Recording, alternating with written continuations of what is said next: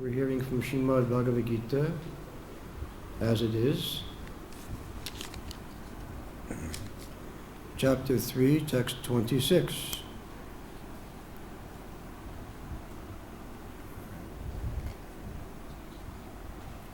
Chapter title, Karma Yoga. Okay, so text 26 reads, Nabudhi Vedam Janayed Ajnanam Karma Sanginam Josayet Sarva Karmani Vidvan Yukta Samataran. So I think we can do the synonyms together responsively. Na, do not. Buddhi Vedam, disrupt the intelligence. Janayet, do. Ajnanam, of the foolish. Karma sanginam, attached to fruit of work. Josayet, dovetailed. Sarva, all. Karmani, work. Vidvan, learned. Yukta, all engaged. Samataran, practicing. Translation. This is Lord Krishna speaking. Let not the wise disrupt the mind of the ignorant who are attached to fruit of action. They should not be encouraged to refrain from work, but to engage in work in the spirit of devotion. And now Srila Prabhupada's purport on this text. Vedeshta savir aham ivivedya. That is the end of all Vedic rituals. All rituals, all performances of sacrifices, and everything that is put into the Vedas, including all directions for material activities, are meant for understanding Krishna, who is the ultimate goal of life.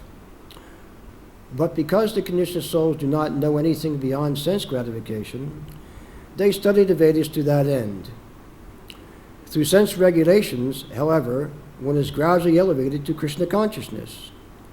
Therefore, a realized soul in Krishna consciousness should not disturb others in their activities or understanding, but she should act by showing how the results of all work can be dedicated to the service of Krishna. The learned Krishna conscious person may act in such a way that the ignorant person working for sense gratification may learn how to act and how to behave. Although the ignorant man is not to be disturbed in his activities, still, a slightly developed Krishna conscious person may directly be engaged in the service of the Lord, without waiting for other Vedic formulas. For this fortunate man, there is no need to follow the Vedic rituals, because in direct Krishna consciousness, one can have all the results simply by following the prescribed duties of a particular person. And the purport. Om Gyanartram Dasya Gyananjana Salakaya Tsaksa Unmanitam Yena Tasmai Shri Gurave Namaha. I was born in the darkness of ignorance, and my spiritual master came and forced open my eyes with the torchlight of knowledge. I offer my respectful obeisances unto the lotus feet of such a spiritual master, Srila Prabhupada. So I'll read the translation to the text once more. Lord Krishna speaking. Let not the wise disrupt the minds of the ignorant who are attached to fruit of action. They should not be encouraged to refrain from work, but to engage in work in the spirit of devotion. So there's another famous verse where it is stated basically how whatever a great man does and whatever standards he sets by exemplary acts, all the world pursues. So the devotee is meant to show by example, not simply by his words, but also by his example. And even the karmis, they have little sayings like actions speak louder than words.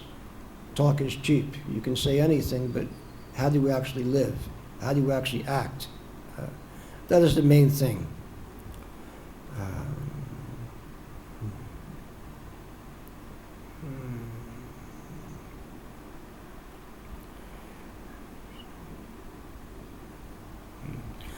So by all the Vedas, as it is stated in Bhagavad-Gita, Prabhupada quotes this verse here, Krishna says, I am to be known.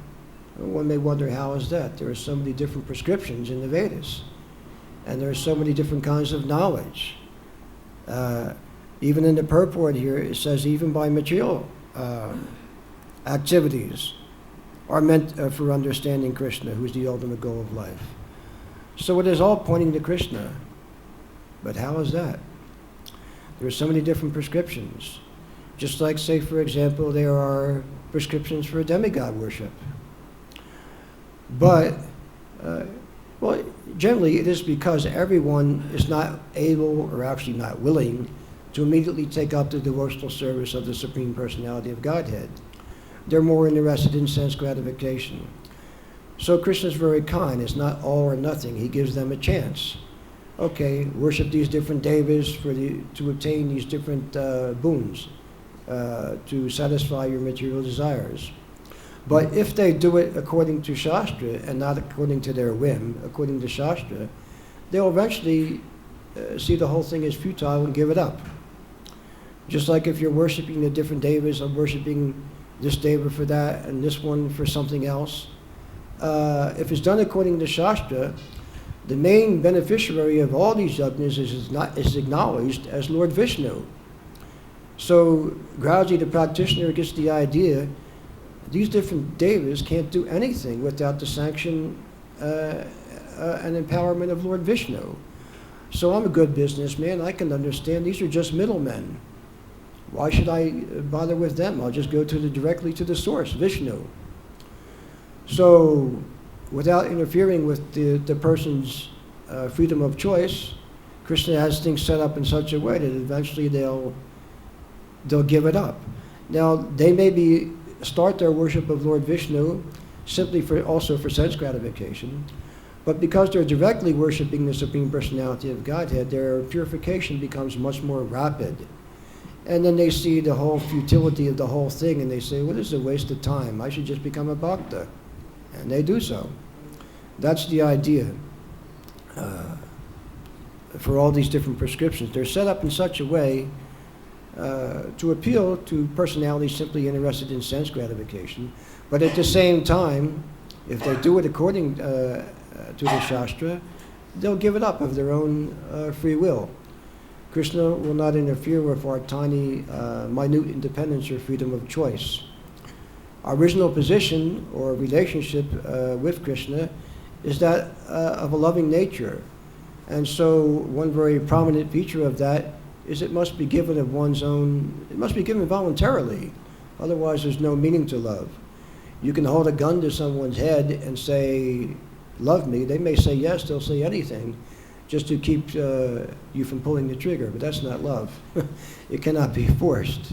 It has to be given completely voluntarily. So Krishna may try to coast us, may try to attract us, etc., but he'll not interfere with our independence or freedom of choice. And that's the only thing that can really attract him. Otherwise, what do we have to offer to him? He is Bhagavan. He is replete in unlimited wealth, fame, beauty, knowledge, strength, and even renunciation. Now, we may have some of these qualities to some limited degree, but we can just theorize. If I could meet someone who had them all simultaneously to an unlimited, unending, and ever-increasing degree, then by definition, that would have to be the all-attractive person. So if you study the Srimad Bhagavatam, especially the 10th canto, there is more than ample information how Krishna actually meets that criterion. He fits the bill. You don't have to accept it blindly. There's so much information there, exactly how he's all beautiful, how he's all wise, etc., like this. And if you like, you can bring some other candidates up and put them side by side with Krishna. We don't personally think they'll match up, but you can try if you want. First of all, you won't find enough information about anybody else than Krishna. There's so much information about Krishna in the Vedic literatures. Just in the books that Srila Prabhupada himself has presented, there's so much information about Krishna. Practically more information there about Krishna than we know about ourselves, practically speaking. Just like in the Nectar of Devotion, it's stated that the Lord at a certain age develops a curling white hair in the middle of his chest, and he develops different features at different ages, and he has a certain amount of flutes, and they're made out of different elements, and they're described in great detail, immense detail, amazing detail. So we use the term often, love of God, but more strictly speaking, we mean love of Krishna. God is like a position, like monarch, governor, president, king. But if you want to talk about love or intimacy, you have to get to know the person behind the position, or the person who holds that position. You can have awe, veneration, and respect for a high position, but if you want to talk about love, you have to get to know the person behind the position. So yes, we say love of God, but really we mean love for Krishna, not the love for the position. Just like the inhabitants of Vrindavan, mostly they're not in the consciousness that Krishna is the Supreme Personality of Godhead. They are completely steeped in bhakti, steeped in love for Krishna, and that takes precedent over everything else. Occasionally they may express that they actually do have that knowledge, that he is the Supreme Personality of Godhead. But very quickly, by Krishna's Yogamaya potency, the bhakti takes precedent over that and over everything else. Their loving connection, dealing with Krishna, takes precedent over everything. And the glories of Vrindavan, Gokul or Goloka, are described as even being, in a sense, in a transcendental way, even greater than Vaikuntha. In Vaikuntha, everyone there serves the Lord in awe and veneration, and they're always conscious of his majesty aspect, meaning that he's the Supreme Personality of Godhead and we're not. They're always conscious of that. So therefore their closeness doesn't go beyond awe and veneration, although they're completely satisfied in that. So to facilitate becoming more close, more intimate, another kind of illusion is actually employed. There is Maya, she acts in different capacities, Mahamaya, and she also acts in Yoga Maya. So Mother Jasoda and others are thinking, this is just my little boy.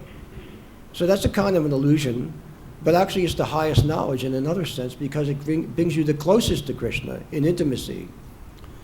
So these are the goings on in Vrindavan, and therefore we are being trained, fortunately, for Vrindavan. Srila Prabhupada is teaching us to shoot for Vrindavan, so to speak. Sometimes it is described that it's possible for those in Vaikuntha to develop an attraction for Krishna and be promoted from there to Golok. It's possible. Although mostly, whatever rasa you're in, you're completely satisfied in that. This information is not available in other traditions of the world. Christianity, Judaism, Buddhism, Islam, etc. It's simply not there. Just like you can, it's not that there's nothing there, but just like you can make a comparison between, say, an abridged dictionary and an unabridged dictionary. The abridged has some information, but obviously the unabridged is the bigger picture. It has the complete information like this. So you could say this bhakti-yoga, or Krishna consciousness, in a sense you could call it the PhD course. Yes, 1 and 1 is 2, etc., but there's more. There's more. There's much more, actually. Srila Prabhupada would call this Krishna consciousness sometimes the perfect theistic science. This is a little puzzling sometimes, because generally we're thinking, or many people are used to thinking in the way that if it's scientific, it's definitely not spiritual. Or if it has to do with spiritual life, it has nothing to do with science. But the real spiritual life is a science. There's hypothesis, there's experiment with the process, and there's results also along the way. So in that sense, it's actually also a science. It's the highest science. And without pursuing or making a little striving in this direction, all your other material sciences don't really have much of a value. Because if you don't know who you are, then what is the value of anything else? There are many personalities, they have a half a dozen or more PhDs beside their name, but they still insist that they are this body, that they are a product of the material nature. They may dress it up in more complicated, language, philosophical or scientific jargon, but basically they're still in the bodily concept of life, and that's wrong. But that's the first thing you understand in spiritual science. That's the first lesson in Bhagavad-Gita. From many different angles of vision, especially in the second chapter, Krishna shows us how it's a fact, how our intelligence can wrap around the concept and see the reality of it. Actually, that's true. I'm not this body. I'm not really a product of the material nature. Of course, in the materialistic education or institutions, which Prabhupada sometimes would call the slaughterhouse of the young, they pretty much teach the opposite. They teach you that, they may not put it in these words, but basically they teach you that you are your body, that you are a human being, that's what you are, and the human being is part of the animal community, and a section of which they call mammals, and the human form is the highest evolved mammal, and that's who and what you are. They teach this. I remember being taught like that in grade school as a young boy. And then later on, more and more illusions are layered on, one after the other. You are a consumer. Pay attention to all the advertisements and then go out there and purchase everything, et cetera, et cetera. So just like, to give a crude example, in mathematics, if you were to start out with a false premise, I don't know how you would do this, but let's say you did. You thought 1 and 1 is 3 instead of 2.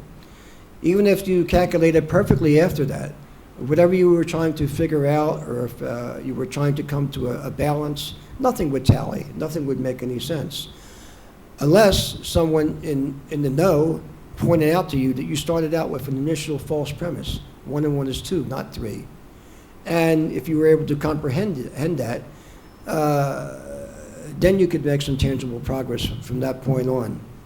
So again, that's the first lesson. You're not your body. Just as we take on and off our clothes when they're old and worn, and we discard them for a new set. So in the same way, this body. We experience birth and death in the same lifetime. Changing body means birth and death, is it not? Just like we all know we had a body in the womb of our mother. This is described in a little bit detail in the Bhagavatam. First there's an emulsified pea, and then so many days later it develops more and more gradually like this. So we know we had a body like that. Where's that body now? It's no longer existing, but I'm still here. Then we took birth as a little boy or a little girl, baby. Those bodies are also gone, but we're still here. And then we had a little girl or boy body, adolescent body, and now whatever body we happen to be presently occupying. And we know that in the future this body will not be here. I'll have a more elderly body, etc. So this is within our tangible experience. So we can see that we're changing, we're making these changes, but we ourselves are not the changes. We're traveling through the changes, or transmigrating. Some people say, well, what is the proof of reincarnation? Well, just like I was just describing, although a more accurate word would be transmigration. We're transmigrating or traveling through these different bodies. We have this experience. So with our intelligence satisfied in this understanding, we can keep our attention focused on transcendence. The intelligence has to be satisfied. Otherwise, why did Prabhupada give us the philosophy? Why not just Leela? Because otherwise we'll think, well, it all sounds very attractive, very beautiful, but how do I know it's true? How do I know it's real? How do I know it's not just some product of the fanciful imagination of some creative writer? So therefore the philosophy is necessary. Of course, in another sense, one time Prabhupada made one statement that initially was puzzling to some devotees. He said, philosophy is for the neophytes. And we're thinking, what? Because we're used to thinking the opposite. Those who are not mentally astute enough cannot apply their minds to philosophy. They can't understand it. And those who are can. But then Prabhupada is saying, like, philosophies are for the neophytes? What's that mean? And then Prabhupada described it, one who is actually on the highest platform, who is actually situated properly in their constitutional position, it's not necessary for them. They're already there. But because we're not there, to whatever degree, we're still covered over, we need to be convinced. Therefore, the philosophy has to be there. And Krishna is not different from his philosophy. We should also love this philosophy. It's not that when one becomes very advanced, you simply sit around and read Brahma Samhita all day and leave the Gita on the bookshelf collecting dust. No, not at all. These are the direct words of the Supreme Personality of Godhead. And so Prabhupada, we know, he loved this knowledge, all of it. And Prabhupada told us you can study, you can read the Gita for your entire life repeatedly, and you'll get newer and newer realizations. Not newer and newer imaginations, realizations that can be confirmed with our system of staying on the safe side of things, so to speak, and that is Guru, Sadhu, and Shastra. We check these three transcendental reference points against each other. For what? To see whether or not they're all in agreement. And if they are, then we can feel safe in accepting the validity of any particular description, statement, instruction, etc. And if they don't all agree, then at the very least there's room for doubt and sometimes outright rejection. That's our system of staying on the safe side of things, so to speak, especially in the neophyte stage. In one sense, these three are one, but just to be safe, we check all three against each other. So what do I mean by saying in one sense they're one? Well, to be recognized as a bona fide sadhu or a bona fide guru, you must be speaking on the authority of Shastra, must. Otherwise, you're to be rejected. And in the Shastra itself, it gives many lives examples and also teachings of who? Gurus and sadhus. So in that sense, they are one. But again, just to be on the safe side, we check all three against each other, whether or not they concur. Like that. So this verse is telling us we should not bother those who are situated materially in some different way of lifestyle and thinking, etc.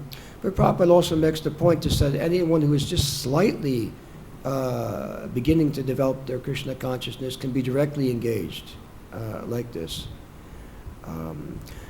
We try to give everyone the direct Krishna consciousness, but if they're not willing or refusing to start from there, we can give them something that they gradually come to the highest point. Just like there is, let's see, sometimes a person who is so used to thinking in an impersonal way cannot understand even the simplest thing about personalism. So just to begin to instill a kind of personal conception within that person, sometimes the worship of the Varata Rupa, the universal form, is recommended, where they imagine that the higher planets are the Lord's head, the lower planets are his feet, and the intermediate planets are his waist, etc. And there's so many other descriptions like this, so that at least they can begin to start to think in a kind of personal way, at least begin. And after so much purification like that, then gradually they become able to understand Shyamasundar, the all-attractive original personality of Godhead. So Krishna is very kind. It's not all or nothing. Of course, it's better you take directly to the full thing, Krishna consciousness. But even if you're not willing, there are so many other prescriptions. But again, if they're taken up according to Shastra, eventually you'll become purified, you'll give them up, and you'll voluntarily and become a bhakta. That is Krishna's mercy. There's one statement Prabhupada quoted once from Srila Bhaktisiddhanta Saraswati Thakur, that with the envious, rebellious living entities who have voluntarily accepted this envious attitude towards Krishna, what they really deserve is to become null and void. But Krishna will not consider like that. He'll give us a chance. It's described that the material world, material creation is given as a chance to return, to come back to Godhead. We go through the entire cycle so many times of 8,400,000 different kinds of bodies, different species of life. By the way, that's an exact number. It's not a rounded off figure or an approximation. The Prabhupada says that's an exact number. And he gives some explanation of that, just like to illustrate it, just that like any artist knows that there are three primary colors, red, yellow, and blue. So these can be compared to the three modes of material nature, which when combined in different ways, different things become manifest. So in another sense, just like, you have the original three. 3 times 3 is 9. 9 times 9 is 81, plus the original 3 makes 4. So in a similar way, 8,400,000 different species of life. Like this. And so the human form of life is special. Yes, it's also temporary like any other form. But in this form allows the consciousness to expand far enough to inquire into the nature of the absolute truth. Atato Brahma Jignasa. That is the aphorism in the Vedanta and also its natural commentary, the Bhagavatam.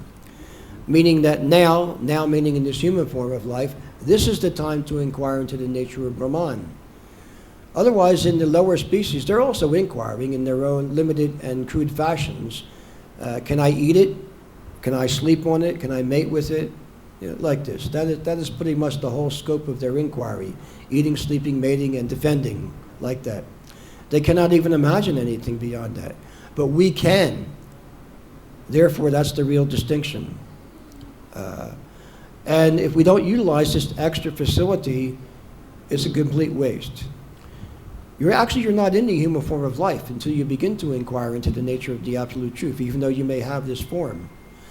Even not understanding in the beginning, at least inquiring in the right direction, that's the threshold or beginning of human life. And if you stay on that path, then gradually the doors to your ultimate liberation open more and more, and one day they become completely opened. And you qualify to go back home, back to Godhead. You do not have to stay within the cycle of repeated samsara, repeated birth and death. The Shastras give us information that we're caught up in this cycle of repeated birth and death throughout all the different species, wandering from the highest planet to the lowest and everywhere in between. Sometimes this can be compared to like unintelligent children who go to an amusement park and they get on all the rides and they just go around in circles. So that's not progress, that's not going anywhere. They go around in circles this way, but it's just going in circles. So if we're doing the same thing, going through the 8,400,000 species over and over again, and then going from the highest planet to the lowest over and over again, what's the difference? There is no difference. That's not progress. Progress strictly means spiritual progress. Why? Well, so many reasons, but essentially because we ourselves are spiritual beings. We're not material. We're not part of the material nature. Therefore, necessarily, progress means to us spiritual progress. In other words, in the direction of going back home, back to Godhead. Prabhupada pointed out to us so many times in so many ways that this material world is not our home. It's not the original place of the living entity. And just by studying the nature of this world and ourselves, we can see that they're contrary. Everyone is after Satchidananda, practically speaking, in different ways, yes. But they're all after eternality, knowledge, and of course bliss, happiness, although they may have different ideas of what that is. But if you analyze this world, it's the opposite. It's full of temporality, ignorance, and misery. So if we really belong to this material nature, if this was our nature, then by nature, necessarily, we'd be completely satisfied with temporality, ignorance, and misery. But when we look in ourselves and look around us, we can see that no one is. So that's not a blind acceptance. That's very tangible. That's just one of many indications that we're of a different nature. Call it whatever you want, spiritual nature, transcendental nature, but it's definitely not the material nature. The material nature is also dead and inert matter by nature. Are we dead and inert matter? No. First of all, we're conscious, and we have aspirations. We can experience things like love. this is completely contrary or opposite of matter. So in these ways, we can accept these things as concrete facts, not just another idea, another theory. And by having our conviction made very fixed and solid, and then we can continue taking further steps in what Srila Prabhupada would sometimes call our progressive march back home, back to Godhead. And this is the only march that is really progressive, actually speaking.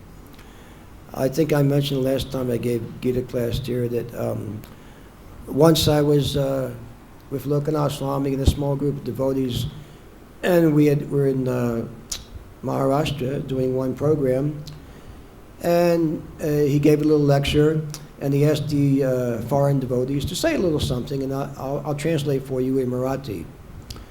So I talked just a little bit about Padayatra. And I said, this walking may seem to you like any other walking. What's the difference? You're putting one foot in front of the other. There's no difference. But no, we're walking a different path here. This putting one foot in front of the other is in the service of Krishna. And therefore it is leading us back home, back to Godhead.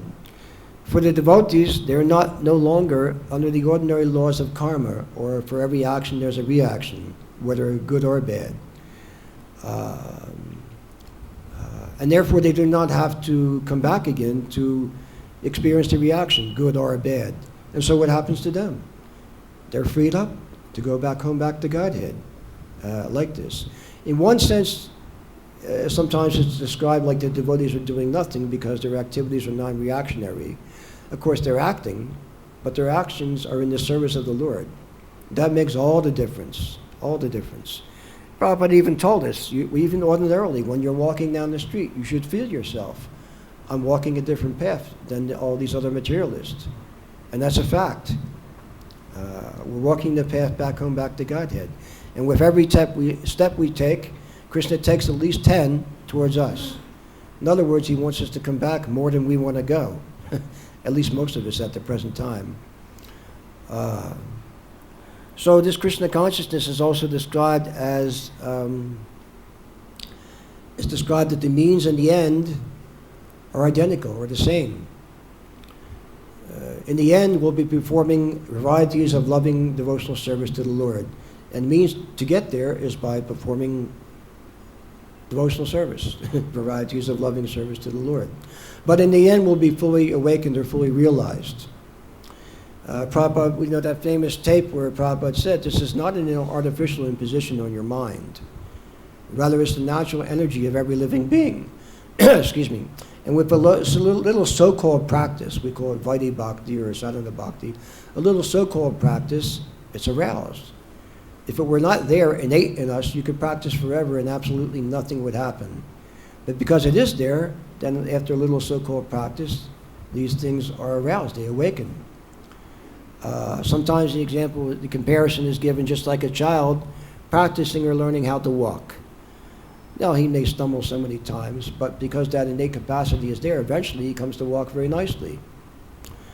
So, in a similar way, we're being reintroduced to Krishna, reintroduced to his devotional service. Otherwise, this is our eternal position. But we've forgotten that. We strayed away from that, at least temporarily. But all is not lost. We can return. Krishna gives us this opportunity to be reinstated, so to speak. So we've fallen from that position, but all is not lost. That is Krishna's mercy. Let's see here.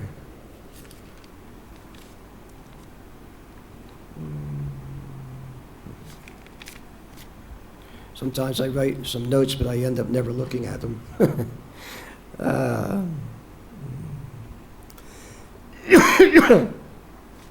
Well, just like when one takes to the practice of devotional service, if he's simply a regular, sincere devotee, not necessarily very, very advanced, but just a regular, sincere practitioner, then it's described that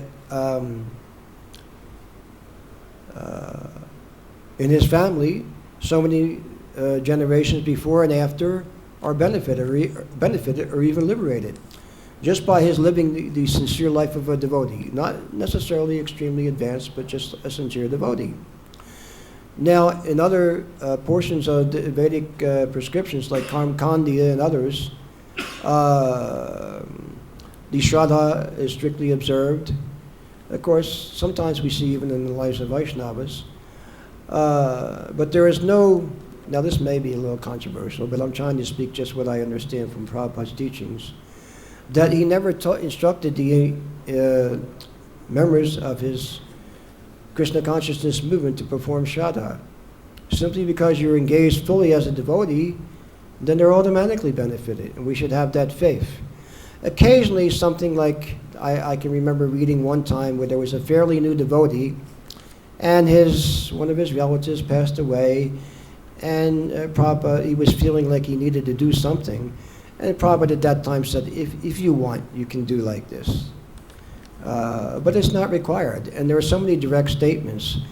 Well, maybe at your leisure time later, you can read, say, for example, the purport of the verse 41 of the first chapter of the Gita, where it says those who are not in the devotional line, it's necessary for them to do all these things. But one who is no longer required. And there are great personalities like Bilva Mangala Thakur saying that all these different practices now, I feel I'm completely satisfied. This is fine for me. Just engaging in devotional service. Everything is automatically covered or taken care of. So the devotees are not irresponsible. They don't give up responsibilities. But because they're fulfilling the main responsibility of devotional service, everything else is automatically taken care of. Let's see.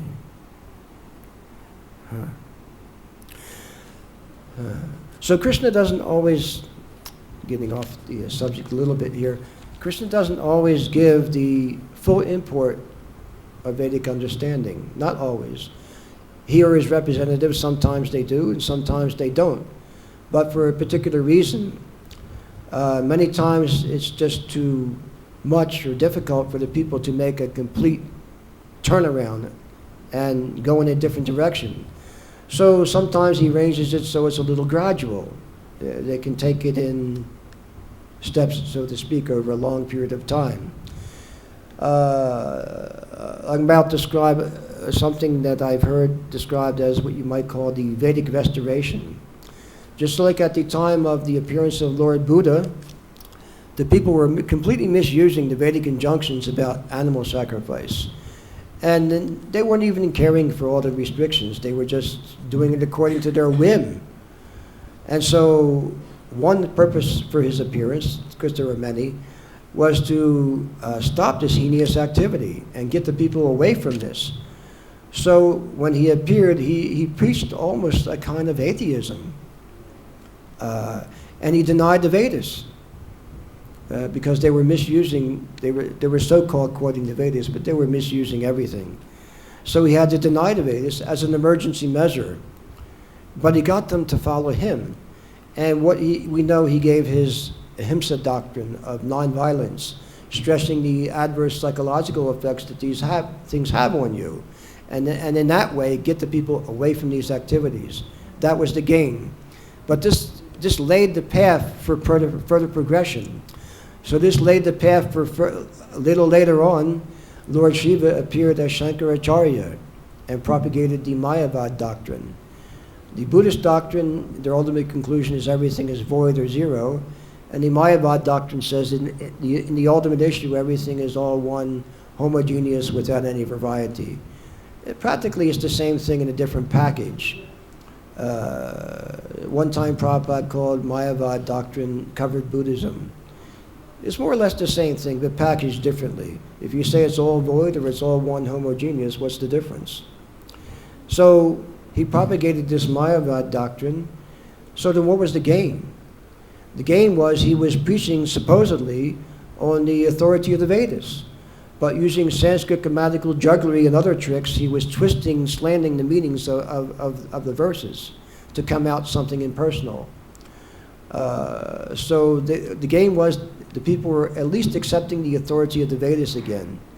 So this laid the path for Vaishnavacharyas to begin to appear and give their more and more gradual progressive understandings, more and more. And then finally, Chaitanya Mahaprabhu comes and he gives everything like this. So Krishna is very kind. He gives like a gradual turnaround, you could say.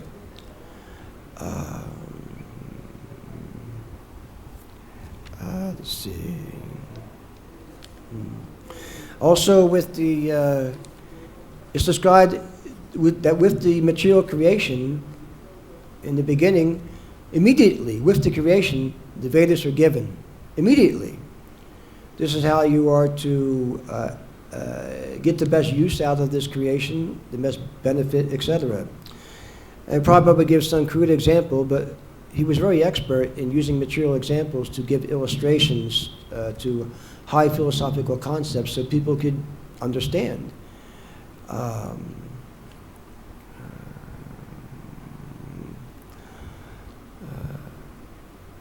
Just now I'm forgetting the example. 1 minute.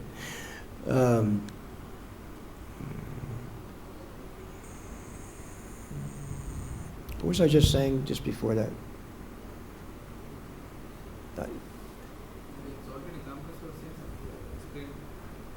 Example.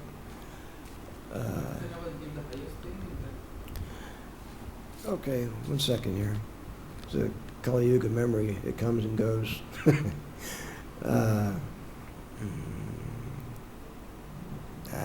Maybe it'll come back to me later. One of those things, what to say.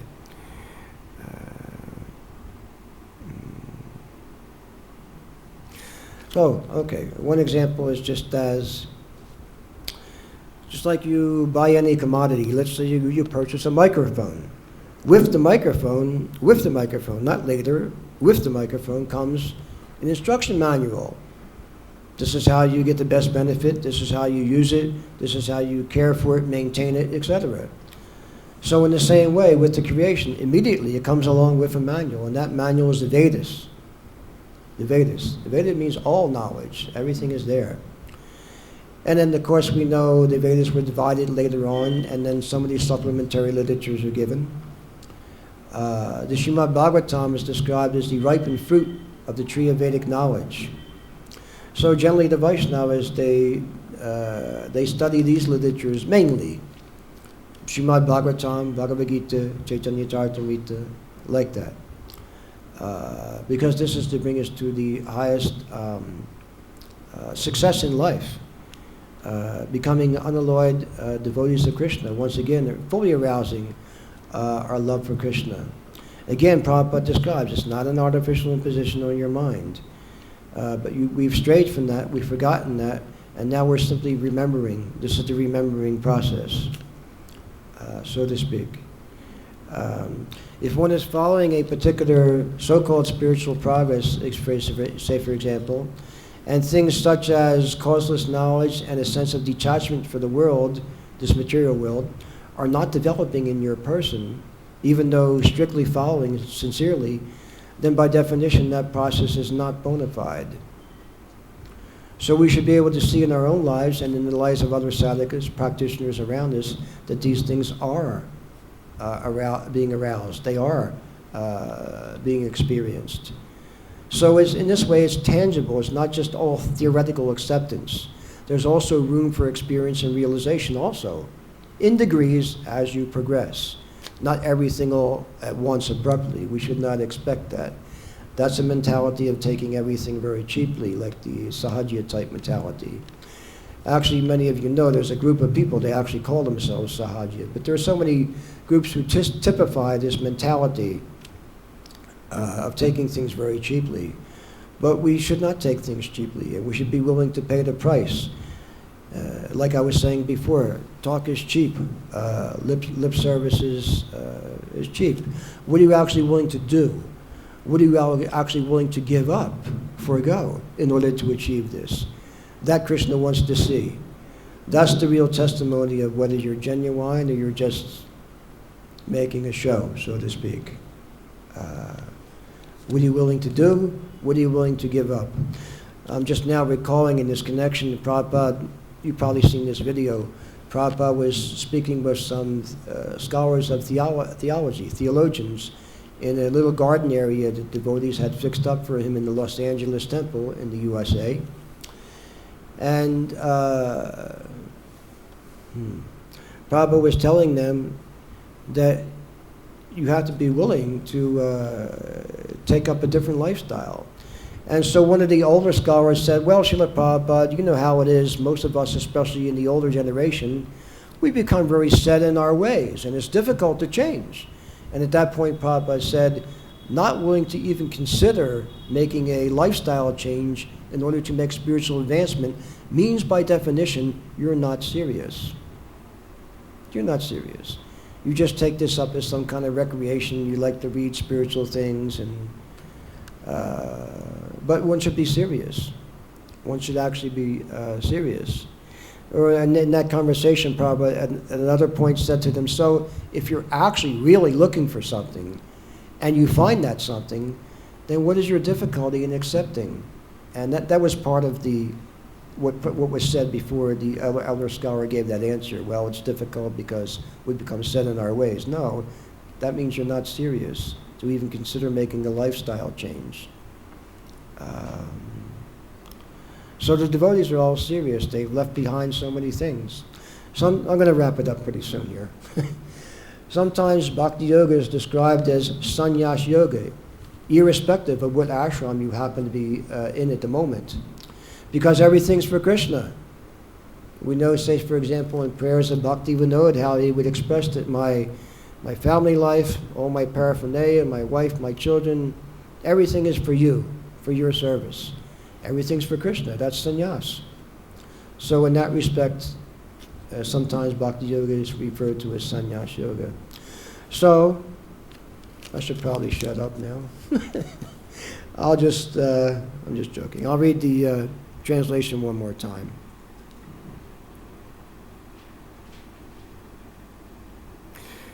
Okay, Lord Krishna speaking. Let not the wise disrupt the minds of the ignorant who are attached to fruit of action.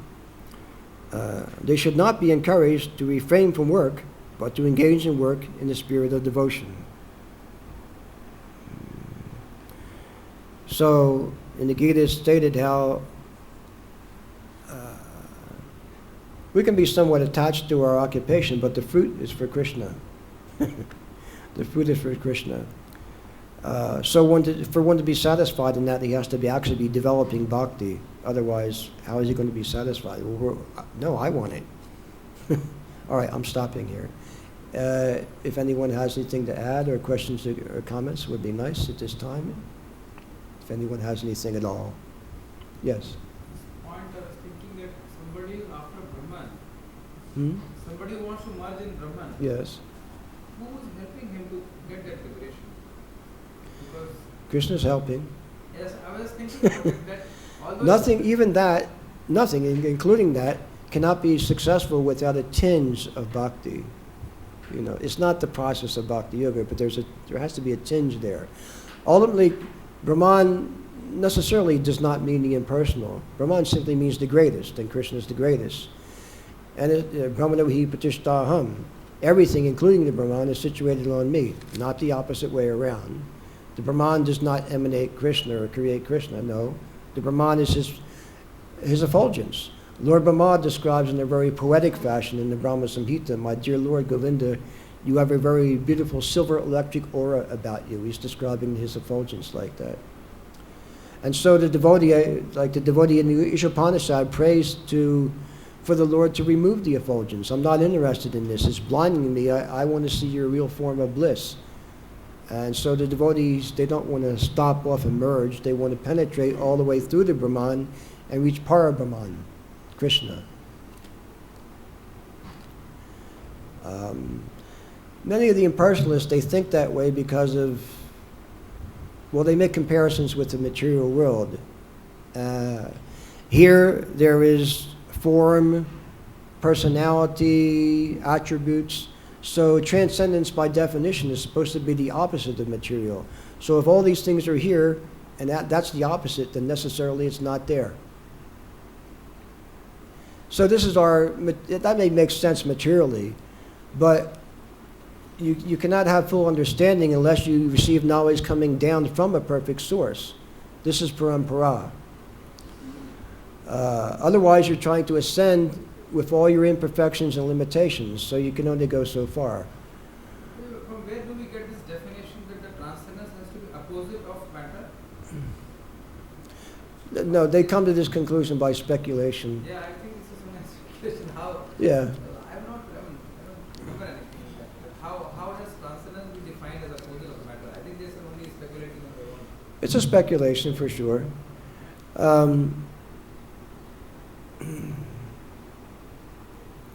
Of course, in the West, there's no hardcore Mayavadi scholars, but you have your average mediocre, self-made impersonalist. They say, of course, the absolute truth is impersonal because it's unlimited, and form, by definition, or shape, means limitation. It stops here, and something else starts. Otherwise, there wouldn't be a form. Therefore, necessarily, the absolute truth, being unlimited, cannot have form. So this is material logic, but it's all speculative and full of holes. So receiving knowledge coming down from a perfect source, just like regardless of the details of your process, if you're trying to ascend on your own strength, then you're doomed from the outset. What are you working with? You're working with imperfect senses. You're subject to illusion. You commit mistakes. Don't like to admit it, but you also have a cheating propensity. So if this is all you have to work with, how far are you going to get? Prabhupada said, as far as you can get in that way, and most people don't make it this far, just by sheer speculation, you can understand, at least theoretically, that you're not your body. It's possible, although most people don't make it that far. But if you want to make any further progress, from that point on, you have to submit to parampara. At least if you're honest, you have to admit, at least in this way, there's a chance. If I can receive perfect understanding and knowledge coming down, descending from a perfect source, at least in that way is a chance. But trying to ascend with my own limitations and imperfections, forget it, it's not going to happen. So, like that.